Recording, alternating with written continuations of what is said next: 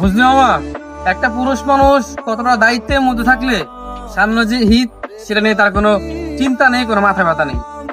আসলে তুই যে পুরুষ, তুই যে দায়িত্ব নিতে শিখে গেছস বা তুই এখন বড় হয়ে গেছস, সেটা কখন বুঝবি জানোস?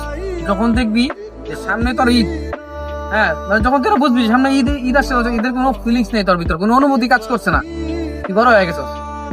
একটা সময় ছিল যে সামনে ঈদ আসছিল, ঈদের কথা বলছি, কেনাকাটা করবো সবার জন্য, সবার সাথে আনন্দ ভাগাভাগি করবো।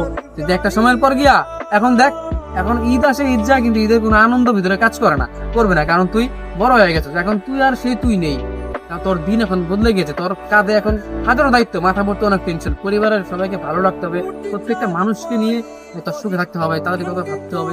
এই চিন্তা করতে করতে এখন সামনে তোর ঈদ আসতেছে, সেটা নিয়ে তোর কোনো মাথা ব্যথা নাই, তুই জানোস না, কারণ তুই দায়িত্বের চাপে পড়ে গেছিস। আসলে দায়িত্ব অনেক কিছু ভুলে যায়।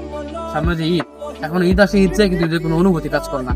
কেনাকাটা বা সবাইকে নিয়ে ভালো থাকা, এগুলো সারাক্ষণ টেনশন টেনশন আর টেনশন। কারণ কি?